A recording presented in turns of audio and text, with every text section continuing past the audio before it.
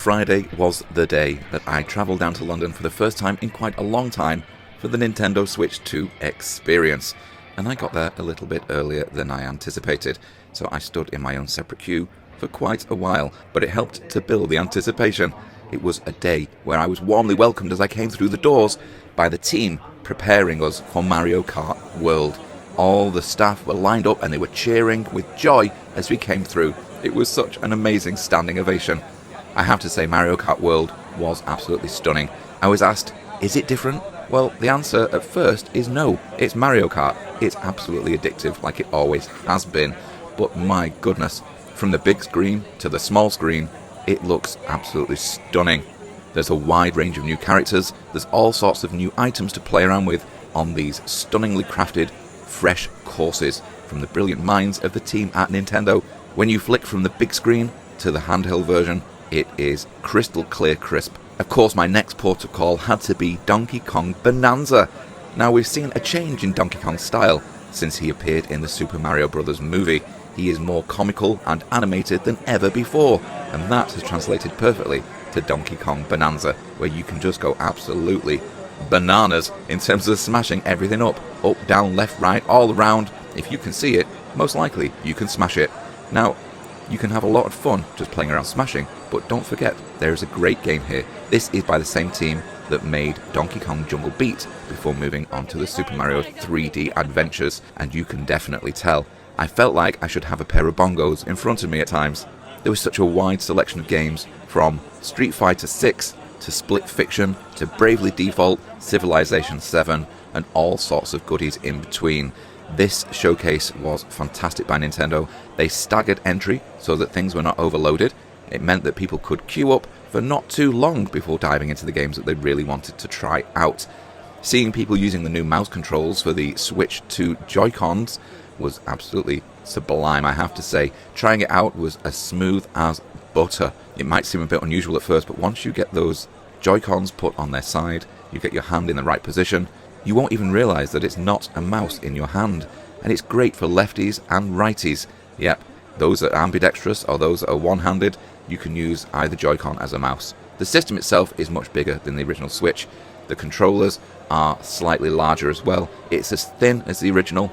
It feels maybe a tiny bit heavier in the hands, but it's extremely comfortable. It's not the case of a handheld system that is going to leave you with wrist ache at all. You have a brand new dock. You have some new chargers. There are all sorts of peripherals with it. This Switch 2 is going to be something that flies off the shelves. It doesn't matter whether it's going to be over 400 quid. This is a hefty piece of kit, and the games on it are just going to be blowing you away. They have the GameCube classics as well, with the special controller that works with them, like Zelda Wind Waker and Soul Calibur 2 and F-Zero GX. One of the other games I got a chance to play was Metroid Prime 4 Beyond. I've been desperate to play the new Metroid Prime. After playing Metroid Prime Remastered recently on Switch, I am thirsty for more. I really hope that 2 and 3 will eventually make it across, but number 4 was brilliant. You could use regular controllers, you could use the new mouse pointer controllers for accurate pointing and clicking and shooting, but you could also use motion controllers, which the staff actually were quite surprised about. I have to say, being able to switch on the fly between regular mouse and motion controls meant it was a seamless experience, and if your hand gets tired using the mouse, you could quickly move to motion.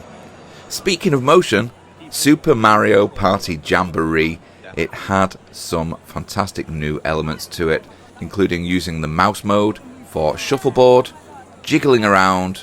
You could use the microphone on the console, and you could also use the camera to really get immersed into some of the amazing minigames that are included in this upgraded edition. Mario Party Jamboree was stunning with friends. It's the sort of game that I've not been particularly interested in, but once there was a group of people around, it just got extremely exciting very quickly. Dragon Drive now. Dragon Drive for me is something that really didn't appeal when I saw the trailer. It looked very bland. I wasn't quite sure what the experience would be like. But when you use the left and right Joy-Con with slow motions forward and backwards, not tilting to the side as everyone seemed to try and do, and I did myself, you find that once you're in perfect control of the what look like wheelchairs, you have such a great time zipping around the arenas and playing basketball. I spent most of my time using the motion aspect, because again, I love to test out the motion, so I kept on picking my controllers up in the air, and yes, you could throw it up with your right hand and then slam it with your left hand, but you could also just wave the controllers in the air, and it made the player clap, it made them fist pump, it made them do all sorts. So I just kind of rode around, waved my hands in the air every now and then, scored a basket, and just had a heck of a good time. Welcome Tour looks highly detailed, and I can understand why Nintendo is charging for it. There are so many great minigames within there that it's a fun experience. It's not just a tutorial. Yakuza 0, my goodness. I had so much fun with that. This action RPG I've never played before, and being able to battle throughout the city with basically anyone and come across big bosses who just didn't seem to want to go down. I was able to pick up a huge sofa as a finishing move and just demolish this sofa over a guy's head. He just went flat out on the floor, as you would expect, but the idea of picking up a sofa and throwing it over someone's head was absolutely ludicrous. But it's kind of over the top violence. If you've never played before, you're in for an experience, because the whole city is like a living character on its own. Cyberpunk was the graphical showpiece, I would have to say, of the event. Kirby and the Forgotten Land, that was a stunning game, because it's Kirby's first proper 3D outing, and it's been brilliant on the Switch in the first place, but this new upgraded edition where you can freeze all sorts of areas and access new places, it has so much depth to it that you wouldn't realise, because people think Kirby is an easygoing, friendly platform game, but there's so many hidden goodies, and you have to be really clever with the way that you use the items and the new abilities. And I just think Kirby was one of the highlights of the entire show, in all honesty. Yeah, there was all sorts I played on. I played on Street Fighter 6 with Chun-Li, who doesn't look like Chun-Li of the past. She looks like she's gained a little bit of weight, and I couldn't do her spinning bird kick, so I'm not quite sure what's going on there. Bravely Default, there was a funky little minigame in there. You had to use the mouse-con, as they're calling it now, using the Joy-Con in mouse mode. Split Fiction, if you love It Takes Two, then you're going to love that. Hogwarts is Hogwarts in higher definition. They had both Zeldas on show, and yes, they didn't have some of the extra features, such as the notebook and the navigation that will come in mobile phone format, but just seeing it in a higher resolution on this Switch 2 was quite mesmerising in itself. And, well, you can't get enough of Zelda, to be honest. It's such a great experience. Playing Xenoblade Chronicles X at the moment, you can definitely see that the team at Monolith, how their hands being on this Zelda project. It came out in 2017 originally, Breath of the Wild. Wow. 8 years later, it's still phenomenal. And Tears of the Kingdom is going to be great to properly get into that, because I think many people overlooked it, thinking it was just a retread of Breath of the Wild. I think with Tears of the Kingdom, one of the highlights is going to be the fact that you can share your craft. So rather than just making your own thing and struggling, if you want to make a vehicle and drive around, but you don't know how to do it, you can now get your friends handily ready-made craft and have it sent to you and just drop it straight into your game and have a lot of fun. Other than that, I left the show with a water bottle, a mug, a notepad, and I even got very kindly from the team a Nintendo Switch 2 t-shirt, which I will be showing off sometime later. But Nintendo's got something really special right here. They've taken all the feedback from the original Switch, and they have indeed souped it up. And I don't think people can have complaints with it, because the price point is not astronomical. The game prices, they're RRPs. People are always complaining that the price is so high, but as soon as you see it on Amazon, you will find discounts.